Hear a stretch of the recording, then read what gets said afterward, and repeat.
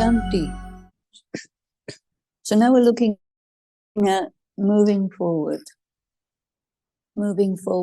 in our Aikido of the soul, and moving forward from the sort of social, religious, cultural context into something which is much more specifically spiritual. And the usefulness of this is that while we do have the context of culture and religion, in the beginning, when Baba was first of all teaching, it was a very limited variety. So you had people from Gujarat, people from Sindh, a small number of Muslims, but you didn't have anyone who was outside the context of India.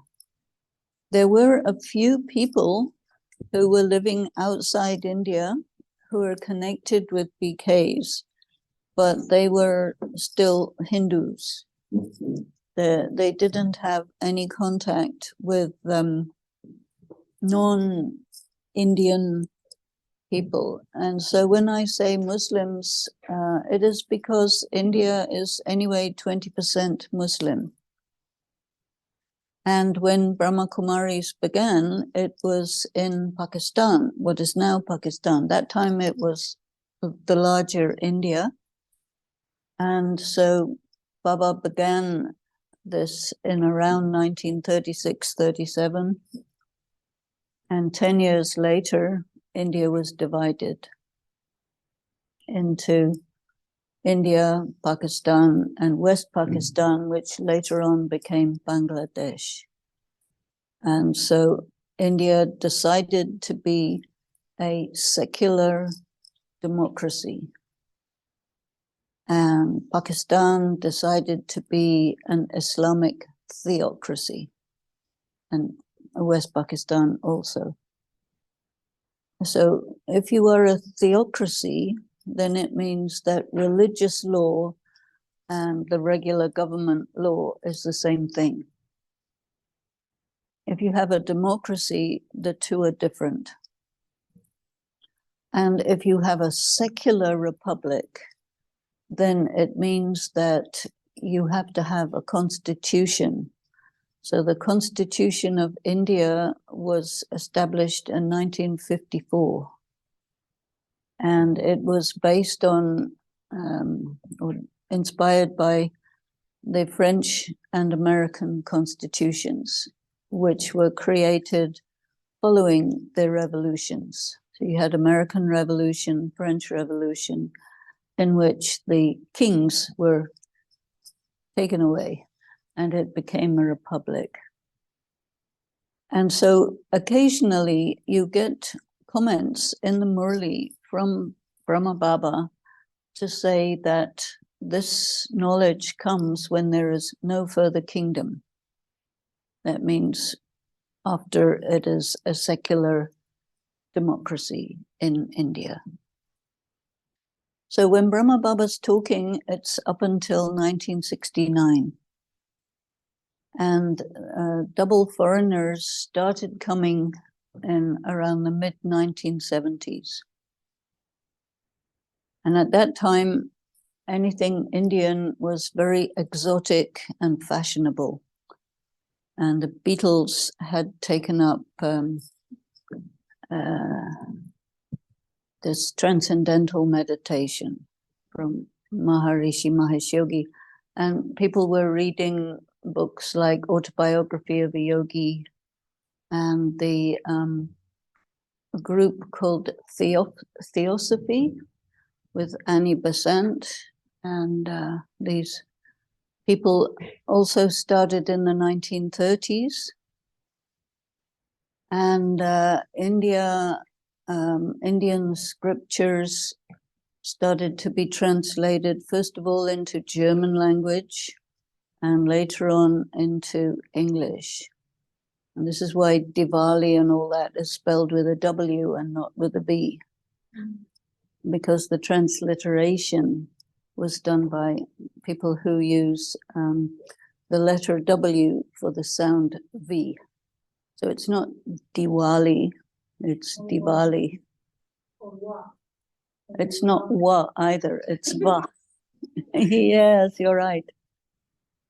So, so this is like the cultural background in which Shiv Baba through Brahma Baba speaks. And the knowledge that Shiv Baba is speaking is called the original knowledge of the Gita. So the Gita, as I mentioned before, had been changed drastically by the Shankaracharya concepts, which was Vedanta. And so you've heard about the Vedas, right? And so one of the things that you hear in the Murlis is Baba tells us he is giving you the essence of the Vedas. And the Vedas are based on the Gita, but they're also based on the practices of Shankaracharya and the sannyas group. And these people are non-theistic.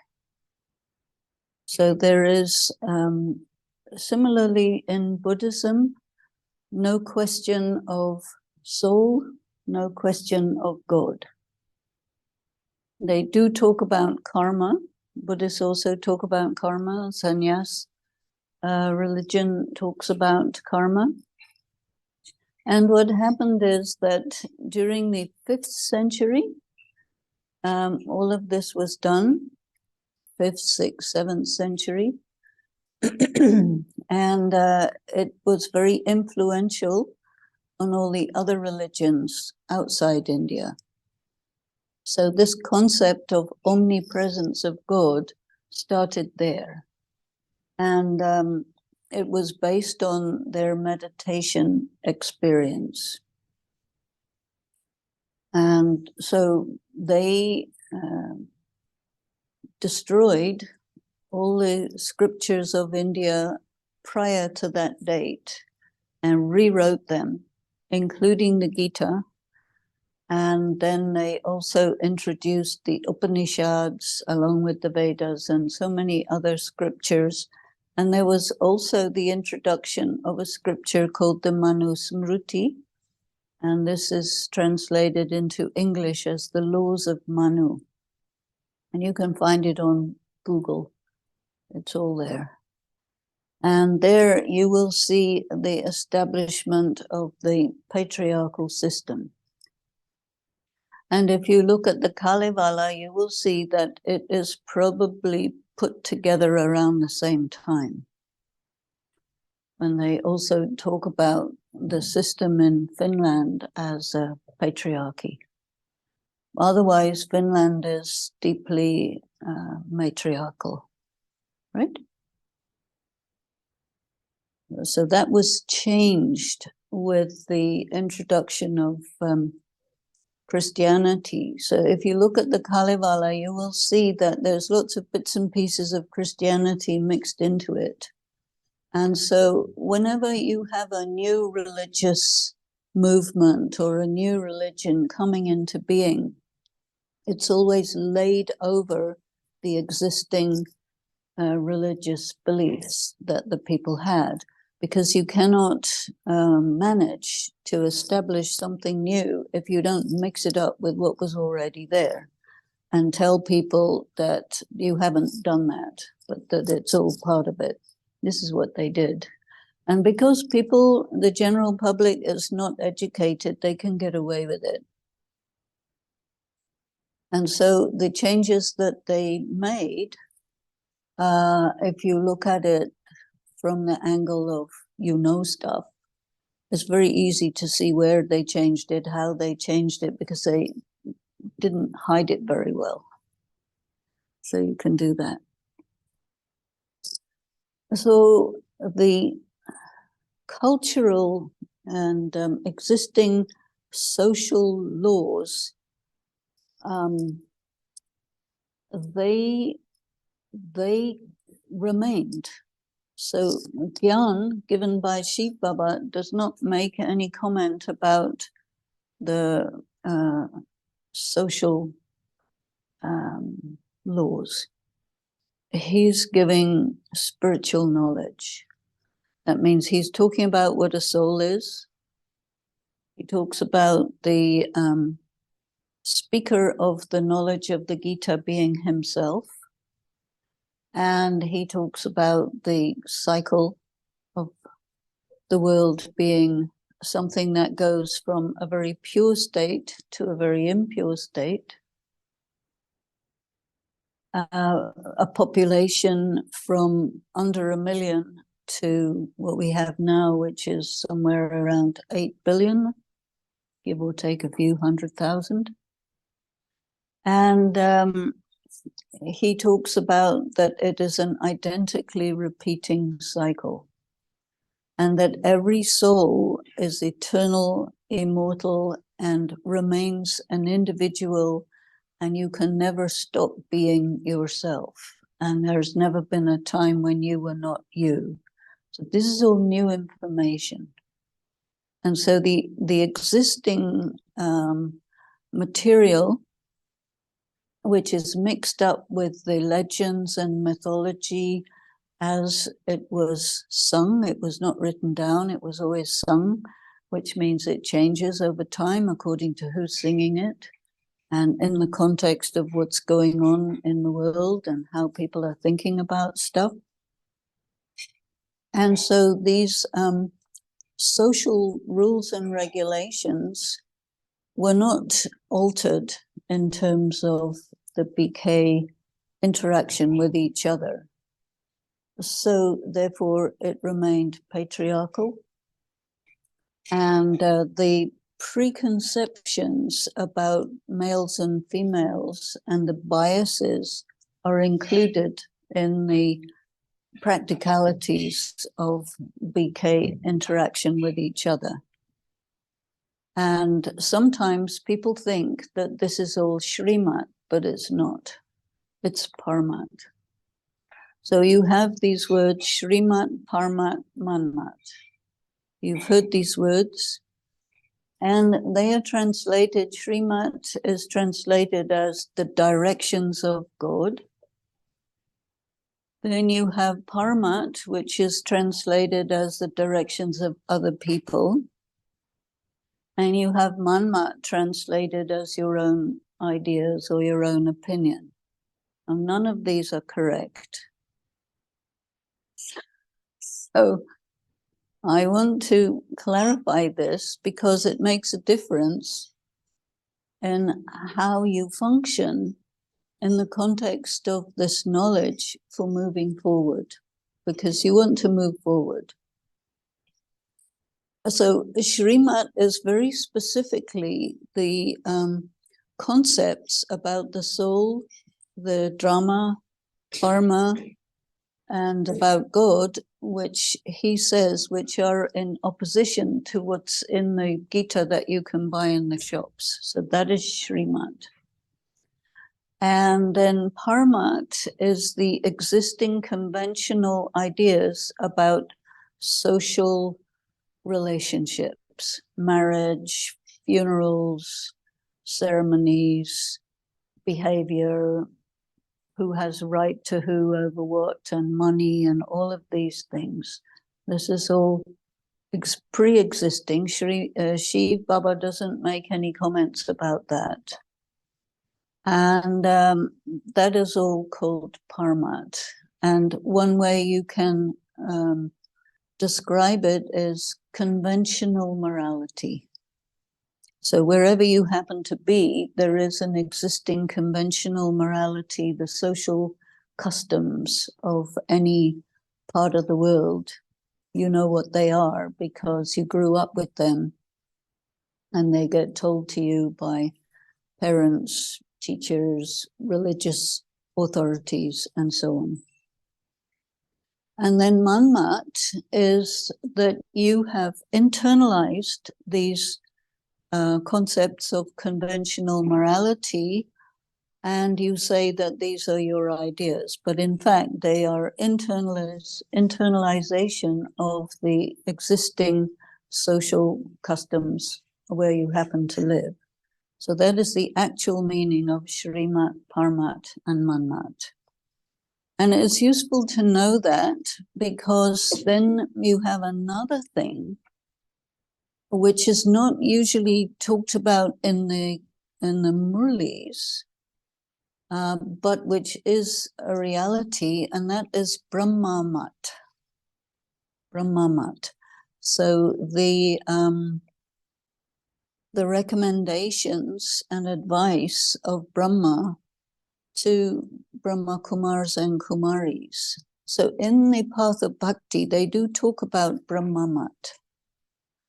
And if you had access to the dadis, which is not possible anymore because they've gone, but Daddy Janki used to talk about it and define it and explain what that is in terms of our participation in Gyan in the context of the Brahma Kumaris community. And a lot of BKs call this Shrimat, but in fact it's Brahmamat. But it's okay. But it's good for you to know. And it concerns things like values. And as you know, in BK, a lot of people talk a lot about values. And it so happened that I had to do some work on this matter of values. And in the process of that, I discovered many things. And all these things that I'm telling you are part of that. So in the Murlis, you never hear a single word about values.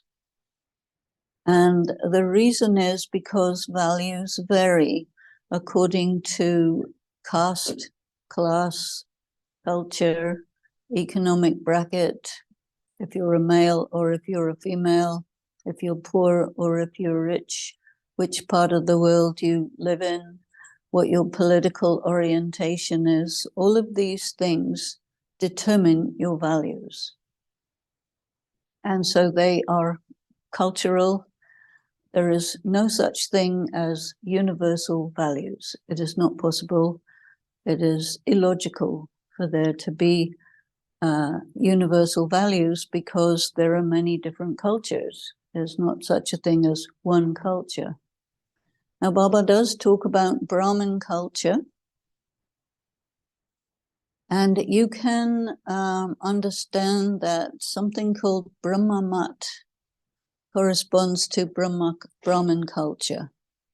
There is a correlation with that.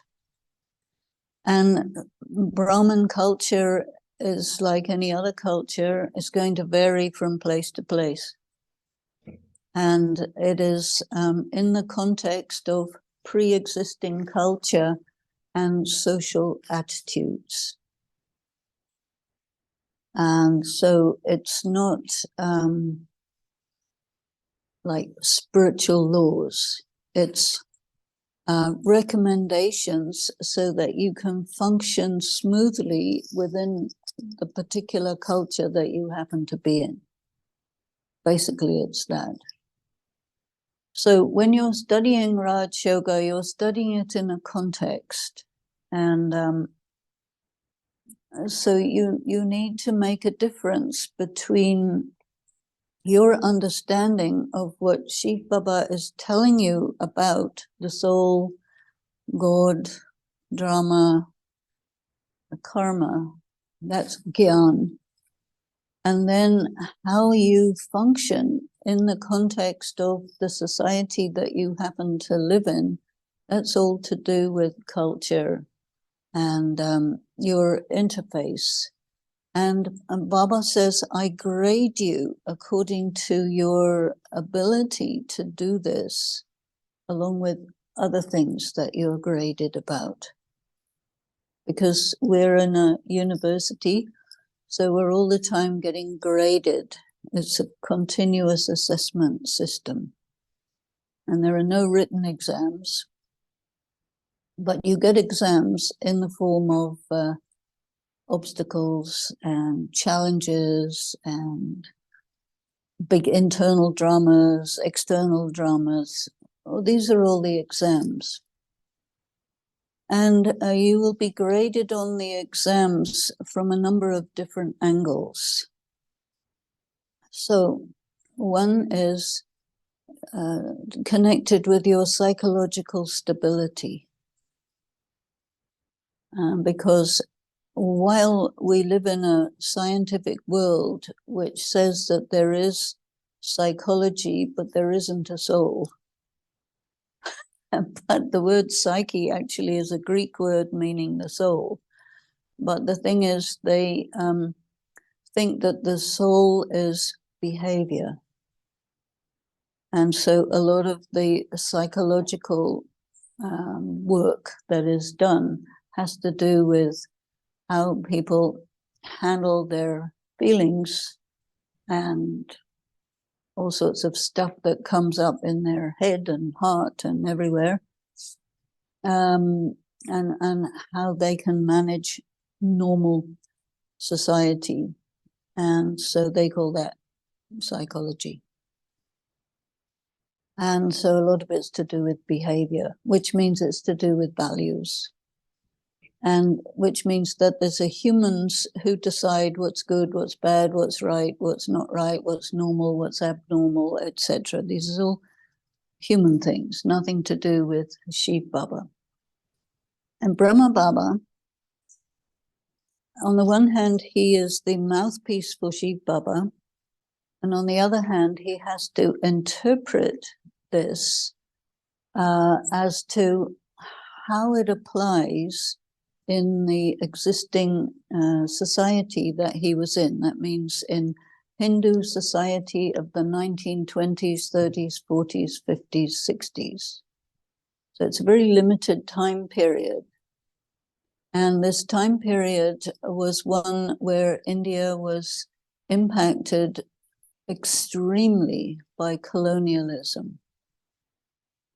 So a lot of the psychology and the sociology of Gyan is a direct consequence of colonialism.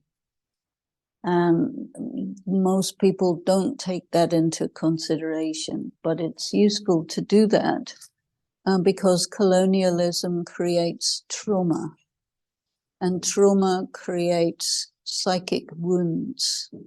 And psychic wounds that are a result of colonialism create preconceptions, prejudice, different ways in which people try to protect themselves from something which is aggressive and oppressive and damaging.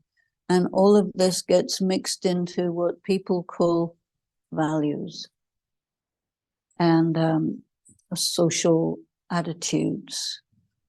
So you just need to know this because where you are here, wherever you happen to be, say we're in Finland.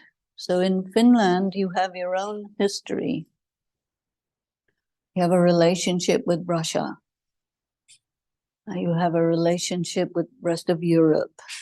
You have a relationship with pre-Christian times. And so the Kalevala is quite an interesting document because it talks about the very basic social attitudes and circumstances of conflict between different groups of people in this part of the world where it snows a lot and there's a lot of ice and cold, and the obstacles of living near or at the Arctic Circle, which is not the same as if you're in India where you're dealing with the equator. So the geography even has an impact on how people deal with life and what you have to deal with as a as a group of people. And then you see there's also the matter of races. There are different races in the world, which at one time were understood to belong to one part of the world and not another part of the world. But now we have a world where there's been independence from colonial powers which had impacted the entire world. And where you have colonialism, you have the imposition of the culture of the colonizing power. So India had the cultural values of Europe put on it, plus oppression, plus how do you call it? They took away all of the wealth of India, and it was an antagonistic relationship, which lasted for 200 years with Europeans and 700 years between Hindus and Muslims. So India has had nearly 1,000 years of colonial rule. And so the impact of that has gone deep into the culture and is assumed to be not a factor because it's so normal, but it is a factor. So as soon as you start looking at relationships and interaction between people, you do have to take into consideration historical things because it affects you personally. Things are carried down through the generations and they create biases or distortions in your attitude. And then when Shiv Baba comes along and says, guess what? This is a drama.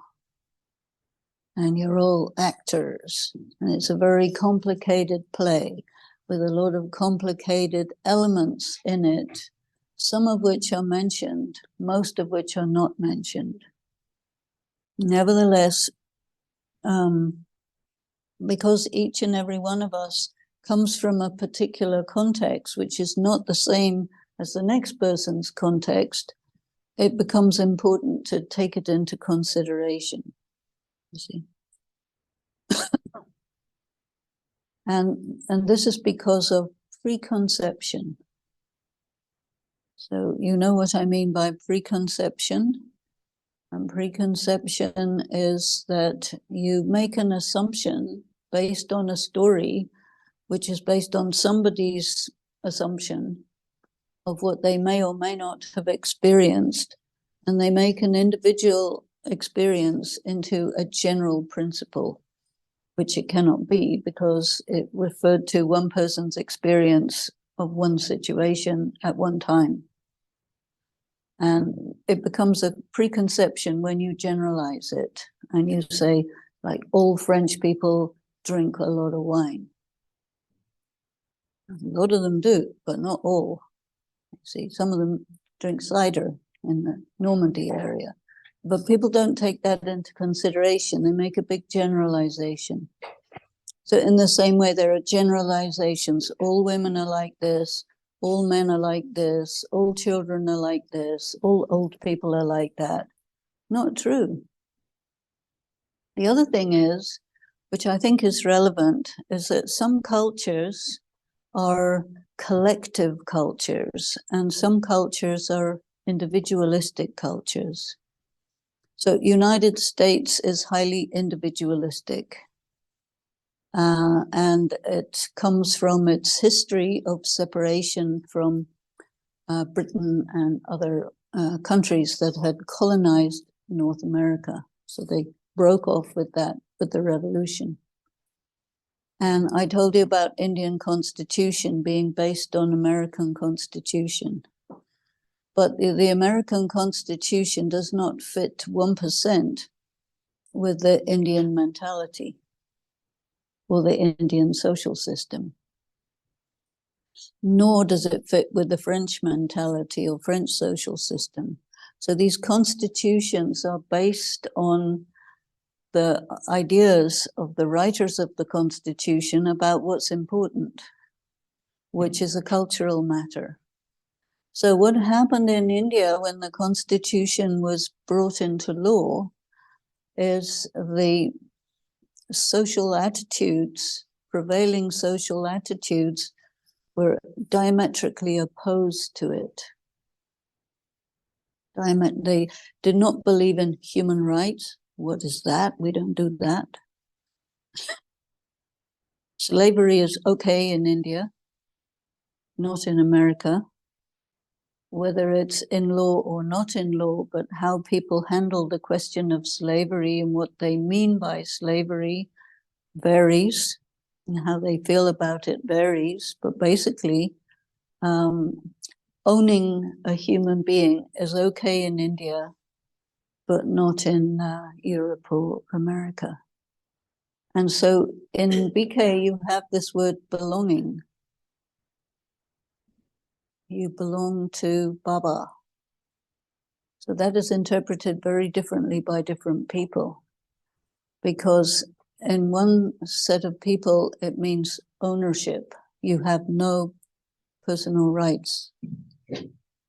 And in another culture, it means a nice, warm, fuzzy feeling. Very different. You talk about the feeling of belonging, so that's okay. But the reality of belonging, excuse me, I belong to me. So in India, the concept of a person belonging to themselves doesn't exist. You probably didn't know that. If you are a female, you belong to someone, because a female is considered as an object, like a cow. Cow belongs to someone. You buy and sell cows. And the system of marriage is basically buying and selling women. And this is a system of patriarchy. It's a political system, social system. And you cannot transfer these social systems equally across the whole planet, because the background isn't equally the same. And so therefore it has to be adjusted so that your the way that you practice this gyan, it's not artificial and not just something from another planet imposed on you which you don't relate to. That doesn't work, you see. And so when you want to move forward, if you take into consideration all these sorts of things and many others that I haven't mentioned, but that's enough, then you find yourself in a position where you have enough background information that you can make the necessary adjustments so that it's coherent and consistent and manageable. You see. So this is one of the reasons why I would say that we cannot call greed, anger, lust, attachment, ego as vices. In India, they're considered vices, and this is because people don't really do emotions. In India, up until very recently, any kind of psychological concern is taboo. You don't do it. Mental illness doesn't exist. So it's complete denial. Only physical things are there. So if you have an emotion, that's not considered as an emotion. If it's a finer feeling, then that's not called an emotion. If it's a dark feeling, that's called a vice. So the language is different. in terms of how you talk about what's going on in people's minds and hearts. And so in order for us to move forward in our spiritual practice, I think it's quite useful at least to have the option to look at these things in such a way that you can actually work with them without going back to a religious mentality, which is in opposition to spiritual development. Do you see what I'm saying? So the religious mentality of this part of the world is something that comes out of Lutheranism or something like that, yeah? Mm-hmm. Which is very patriarchal, very holier than thou, very patriarchal in the sense of you don't have much value if you're a female. If you have an opinion, it doesn't count. And you are an object in service of the males, and don't object to that. And this is the same in many religious contexts, but it's not spirituality. In spirituality, Baba says, you are all brothers, right? You are all souls. And at the end of every Murli, you have Mite Mite Sikila De Bachon Prati, Mat Pita, Bap Dada, and then Ruhani Bap Ki Ruhani Bachon Ko Namaste. So you have a variety of relationships going on in that sign-off. So Mat Pita means the mother and the father, which is Brahma Baba and Saraswati. Then you have Bap Dada, which is Brahma Baba and Shiv Baba. And then you have just Shiv Baba saying Namaste. So that means that in this spiritual practice, in the context of the Brahma Kumar Kumari community, you have to function at least 3 different levels of relationship. And these 3 different levels of relationship are coexisting and also quite paradoxical. And one of the things that you find in this Gyan, the Gyan itself is totally paradoxical. For example, this is a predestined drama. Everything is fixed and you have to make choices. Free will. Free will and predestination, when you are not functioning in the context of paradox, you can't deal with it. Because, and this is about linear thinking. When you have linear thinking, it's also a little bit black and white. It's either this or it's that. If it's free will, then it's not predestination. If it's predestination, then there's no free will. So the way people use logic is limited by linear thinking, and it's also ends up in what I have been calling faulty logic.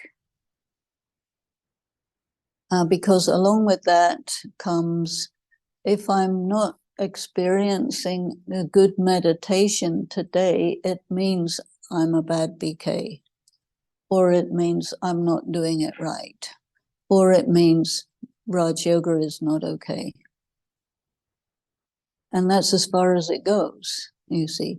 But that's only a tiny percentage of the possibilities, and highly unlikely to be any of those. The reason why you have variation in your experience of meditation is because there are many, many things going on, most of which are indiscernible. Indiscernible means you cannot perceive them with your sense perception, definitely not. And when you're having an internal experience of, I can't meditate today, you'll take it in the same way as you take sense perception. And this is because of Baba gives us the third eye, but then you have to learn how to use it. You see. So when you hear about the third eye, you think it's something here that can see things.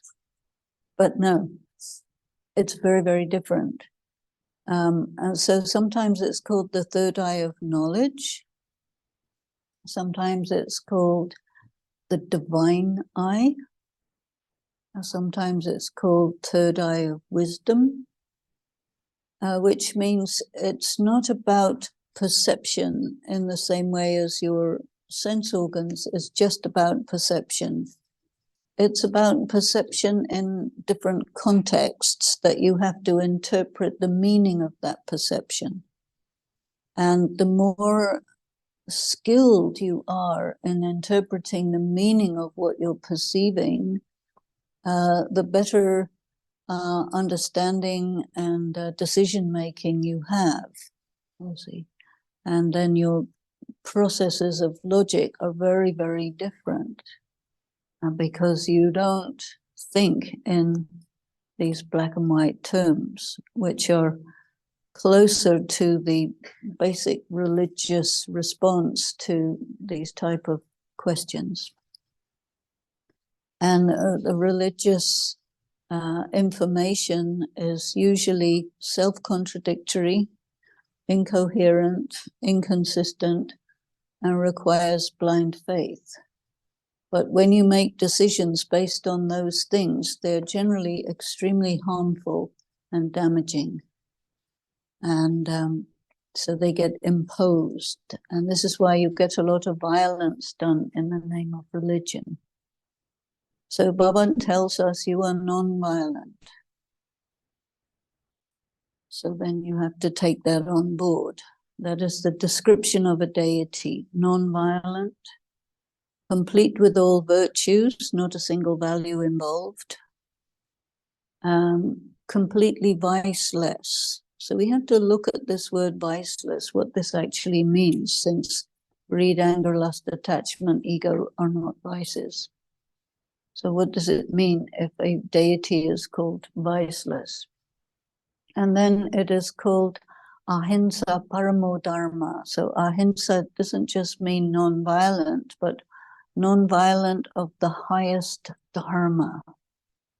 So it's not just non-violent by itself, it's non-violent of the highest dharma. So then you have to think, what is this highest dharma?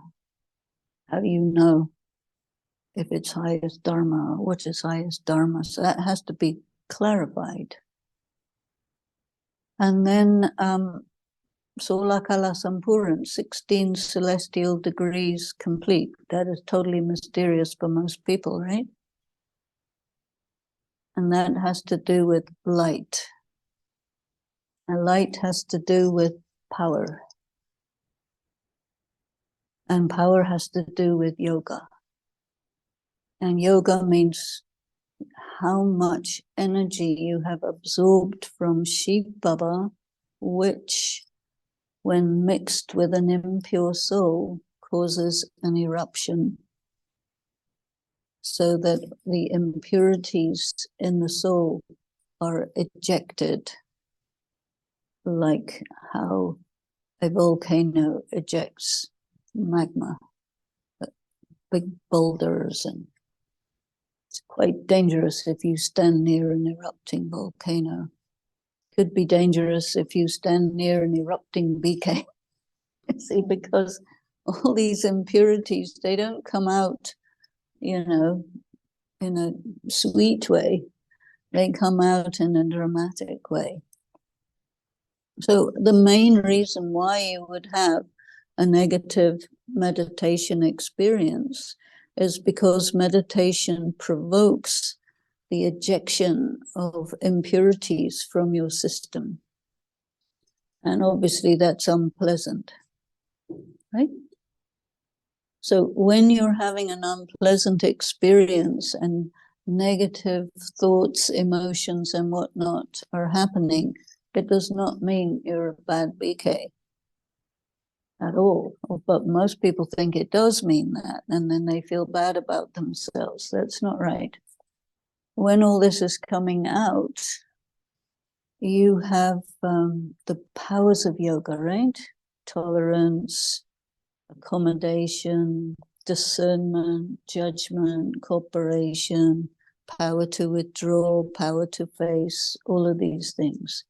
So these powers are for use when you are dealing with eruptions that are happening on the inside. And that may take the form of clash between one BK and another BK, or one BK and somebody who's not a BK. These clashes are generally clashes of ego, generally called ego clashes. And this is because your ego is a device that you create in front of yourself like a mask, and you show that this is what you are, because behind it is the wounded self, which you don't want to show. So whenever there's a wounded self, you put on a nice pretty mask with pretty colors, but it's fake. And so your ego mask can be either attractive or terrifying. These are the two options. And if you look at cultures where they use masks, and you've seen on the doors around Helsinki, you've got a few faces of Kalevala people, right? And so these are masks. And so you see the masks are either funny or terrifying, scary, you see. And so when a person has is wounded and traumatized and messed up because of the effect of time and drama and karma and whatnot, you have a number of masks that you can put up for different situations. And they run basically from very sweet and lovely to very scary and terrifying. And so you may decide that the best way to handle life is to look like you're nice and sweet and nobody will disturb you because you're so nice and sweet. Or you may say, no, that's not going to work for me. I need to be the terrifying type, because if they're scared of me, then that's much better. And so then you will adopt a scary mask. So if you have two scary masks going together, you get conflict. And if you have two nicey, sweetie masks going together, you get what is known as the 5 female vices. They're called female vices, and they are things like jealousy, hatred, slander, fear, laziness, things like that. So when you adopt a nicey, sweetie mask and you go in clash with another nicey, sweetie mask, it's usually around those type of vices. Jealousy is there. You handle things not by direct conflict, but indirect. And so the preconceptions about men and women are that men usually opt for the scary type and women usually opt for the nicey sweetie type. And that's a big generalization because it's not true most of the time, but that's how people think. And this is why these vices are classified in this way. Ego is flip-flop between superiority, inferiority. So when you feel superior, you do the nasty one. When you feel inferior, you do the sweetie, sugary one, both of which are not real. You don't just have one, you flip-flop. You flip-flop constantly. I mean, I think that there will probably be one that you favor, that you become more skilled in. But it is a flip-flop depending on who your opponent is and depending on the circumstance. But it's circumstance of conflict. And if you look at Kalevala, you see the whole thing is all about conflict. And if you look at the BK community and the relationships between people who are trying to do this, you find that it's pretty much all about conflict. And it's not just conflict with another human being, it's conflict inside. And the existence of the inner conflict can take the form of external conflict very easily when your mask system gets provoked, you see, because the ego mask is a reaction to a threatening situation. So when circumstances are bland and normal and ordinary, there's no threat. So you can say, yeah, I'm soul conscious because there's no threat. And I remember one Murli where Baba said, it's very easy to be peaceful when the circumstances are peaceful. But if you can be peaceful in circumstances which are threatening and circumstance of conflict, then you have achieved something. And so this is really what we're looking at in terms of moving forward. But I put these other points in front because I think you can move forward better if you know what you're dealing with and things are named as what they are, which is emotions. And so what is this thing that I'm calling emotion? In the Gita, in the second chapter where they deal with these things, and I mentioned it earlier, it's the wind on the sea, which comes along and causes trouble to you while sailing along in the boat of your life. And so these are known in the Murli as storms of Maya. And you generally think that Maya is some evil force like the devil or something like that, who is disturbing you and you have to fight it. And that's a very religious approach to these things. And what's going on is something on the inside, it feels threatened by something on the outside.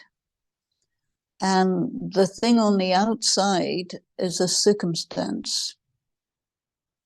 And you feel threatened by this circumstance because of some weakness or another, or because of some wound that you have. So there's no evil presence in the equation whatsoever, nothing to do with anything. But in a religious context, they personify this negative energy and make out that it's something outside. It's not. In fact, it doesn't really exist in terms of this. There are negative energies that do exist outside, and they're specific. They're not the same as Maya. So when we're talking about Maya, the word Maya means literally something that is not there. That's the meaning of the word Maya. So Maya is not a she or a he or an it, because it's not there. It's a phenomenon. And it is a word given to how you feel when you are under threat and an emotion arises due to being under threat, or that you perceive that you are under threat in a certain circumstance. You see, now if you would put this concept in the words that I just put to a Hindu devotee, they wouldn't have any clue what you're talking about. And so they're used to the idea of devils and demons and all of that stuff. And so that language is something they can relate to. But you can relate to this type of language because you're used to it. And so when you're having a bad experience in meditation or no experience in meditation, it's because there is something going on that you need to figure out what is really going on here. And it's nothing to do with you being good or bad. It's to do with something preventing this connection from happening. And there's a big variety of things that could be doing it. And one of them, which I think is quite an interesting way, because you can decide what it is that's in the way, because there are so many possibilities that it's actually up to you to discern and decide and say, okay, this is what I'm dealing with. You may change your mind after a little while and say, no, that's not what I'm dealing with. It's a different thing, but it's a process of figuring out what's really in your way. And you can know that it's some sort of corrupting effect, some sort of wound, some sort of weakness, and something that you don't understand. It's a combination of these things. And you have to investigate it. So your meditation, part of your meditation is an inner investigation of what's going on inside you, which is provoked by certain circumstances. And so when it's provoked by certain circumstances, it means there's a connection between your wound and circumstances of that type, because your wound has an origin, and the origin is some kind of event, some sort of situation in which you got wounded. And whenever there is a similar situation, the wound in you remembers that and responds similarly, even though the situation may be innocuous, nothing particular, but it's associated. So that may be called an overreaction. You know, when you have an overreaction, you react really strongly to something that doesn't really produce that kind of a reaction. And when you have an overreaction, it's a signal that there is some very important problem that is letting you know it exists and is inviting you to go inside and see what is this, so that you can become clear about what your wound is and apply knowledge, apply yoga to heal. Because this purification process is also a healing process. It's also a process of getting empowered, a process of getting integrated from being fragmented. So there are many things going on which come by different names. And when your meditation is going great, your conclusion is, I have no problem. I'm doing this right. I'm ready. I'm ready. I'm ready, yes. And it'll go like that for a while, but it won't stay like that. So every so often you have good days, and you enjoy it, and it's great. But it's not like that forever. After a little while, a new test comes up, a new exam, maybe a different type of exam altogether, because the sorts of what is known as sins that are going on in your soul, there's lots of different types of sins, and some of them are connected with each other, some of them are completely different. And normally speaking, in a religious context, you will say a sin is you did something bad, right? That's how they define sin. But Baba defines it differently. BKs define it that way. Shi Baba defines it differently. And he says sometimes, don't give sorrow, don't take sorrow, right? So you don't generally cause too much damage, right? No, not much, not much. No. But what does happen is you get hurt. And this is the thing to really work with. And this is called what he calls taking sorrow. And actually the word taking sorrow is, in my opinion, not a very good translation. But I would call it something more like you allow something harmful to penetrate into your soul and do damage. You see, if you use the word taking sorrow, it's an emotive word. And in the system and culture where you talk about do not this or that or the other, do not cry, do not get upset, do not whatever, it's asking you to not be what you are, which means you have to suppress, repress, and generally cause yourself even more damage than you have in the first place. So therefore, I would classify it as counterproductive to do that. And that's how religions operate. They do that all the time. And again, we need to understand that there is a fundamental difference between religion and spirituality.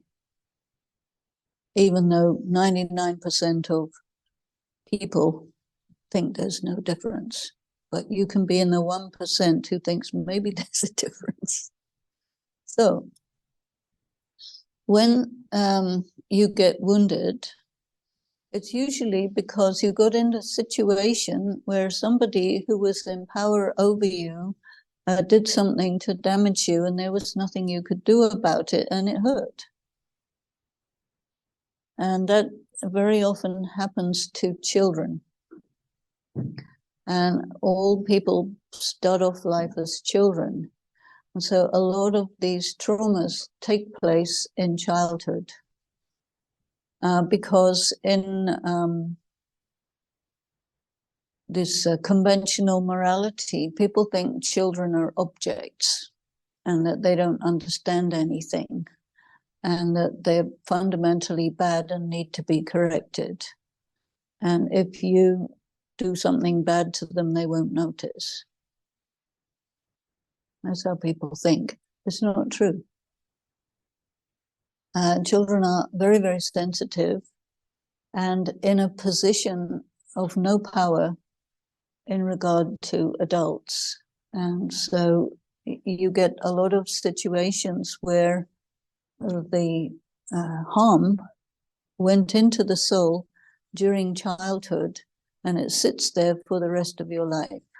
And it functions as a character defect or a character weakness, and it messes up your relationships for the rest of your life. And therefore, it is something to work with in spiritual practice. And so Shi Baba gives us an instruction, a recommendation, a piece of advice. He says, don't take sorrow, harm, damage, whatever. So then what you have to do is look at yourself on a regular daily basis, like today is a day like any other day. And observe yourself from the time you wake up in the morning until whatever it is now, and see, even on a very tiny little level, if there is anything that you experienced during the day which triggered a bad feeling in yourself. A bad feeling in the sense of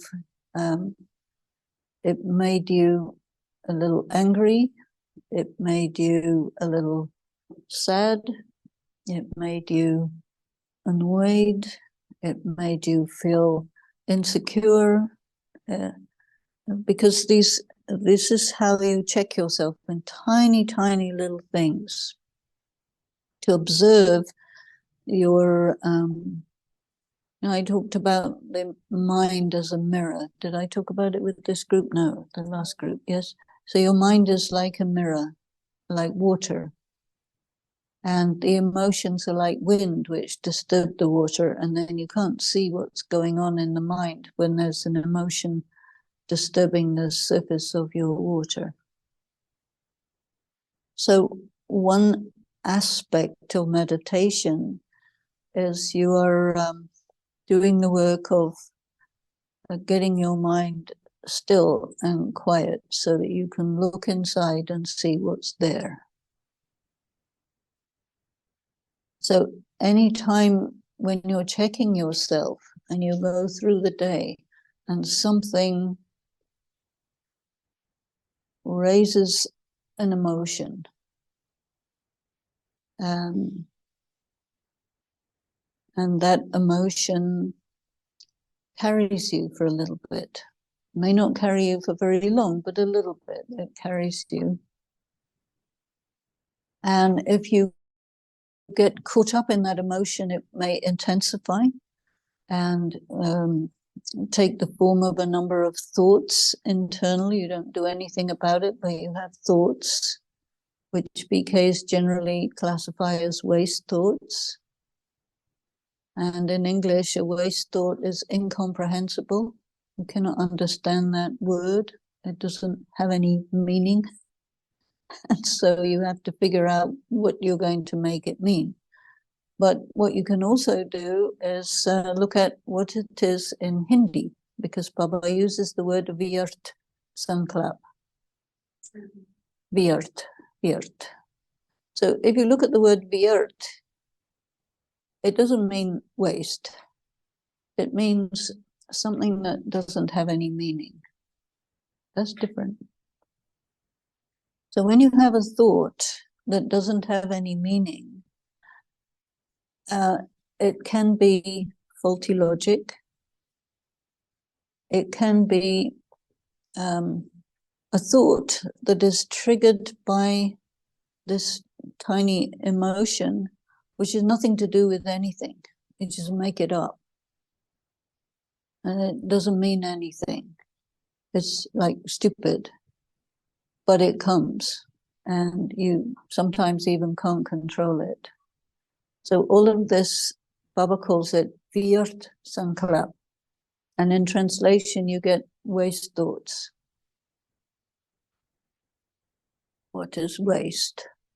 Are you wasting water? Are you having waste paper? You throw in the waste paper basket? Are you throwing away potato peelings? I mean, what are you talking about here? You see, so it doesn't work very well in terms of your analysis of yourself to use the word waste.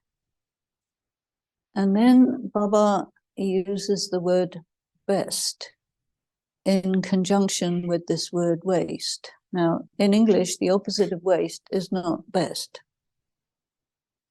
But if you take it as meaningless thoughts, the opposite of meaningless thoughts is meaningful thoughts, which you have a number of possible meaningful thoughts, and you select the most appropriate one, that becomes the best. But if you just have these two words, waste and best, you don't know what to do with it. So you end up having to deal with Gyan in the same way as you deal with religion blind faith, which means that you're back in religion, you're not in spirituality, unless you really can work with the language in such a way that you can do something with it, you can churn it, you can arrive at a meaningful conclusion and take an action which puts you into a good situation.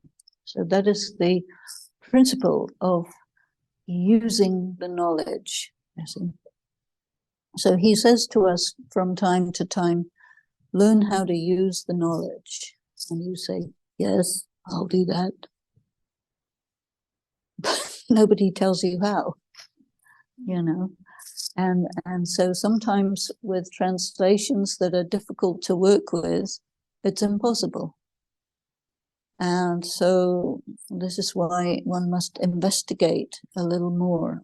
What is he really talking about? Because I have a right to figure this out. And in order to figure it out, I need enough ingredients. Like, what does it mean? So you are checking yourself. You're not having particularly good meditation. What's going on, right? So what's going on? You have maybe in your mind a list of 500 different possible things it might be. And if you're really assiduous in your checking, you go through all of those 500, but that's a lot of work. So you may go through about 10 or 15. But even then, that's good to do. Because you have this instrument called conscience, which will let you know if you got it right or you got it wrong. So you tell your conscience, hey, come here, I need you. And in terms of powers, this is called the power of discernment or the power of discrimination. You have to discriminate what this is and discern what it is. Because then you can make an evaluation, you can make a judgment, you can make a choice, and you can take an action. And that would be a pure karma, because you have prepared yourself for taking a good action in this way. So there you are, you're not feeling very good, your meditation, maybe you're heavy, maybe you're sleepy. You see. Now, one of the things that we know about sin is that he says sin is a weight. So you may have 2 or 3 kilos on your soul, pushing it one side or the other. That means your soul is not functioning straight, it's distorted, it's bent over in one way.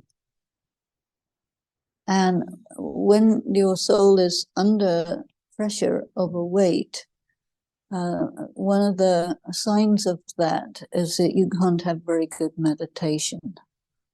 Because the weight, say it's 2 or 3 kilos, you need 2 or 3 kilos worth of yoga to neutralize it. So then you ask yourself, how's my yoga? And you say, not that great. So you have 2 or 3 kilos going this way, and you only have 1 kilo worth of yoga. So it might shift it a little bit, but really not enough. And so then, if that's the situation, you can conclude that, well, this is a sin come up or settlement, and my yoga is not enough to settle it properly. Because he tells us that yoga is for the purpose of cutting sin. Sometimes he says melting, sometimes cutting, sometimes burning. And so what do you cut? Wood, right? Trees, fishing nets. What do you burn? Wood, trees, fishing nets. What do you melt? And metal things. So these are analogies for karmic debts. And you can say karmic debt, or you can also say karmic bondage. And so a bondage is like a pressure or a restraint. So for example, if you're a prisoner and you're in jail and they will put metal thingies on your arms and legs and connect you to the wall, you can't run away. You can't fly. You can't meditate because you're chained to the wall. So you need yoga power so that you can melt this metal chain and get free. But you need quite a lot for this big metal.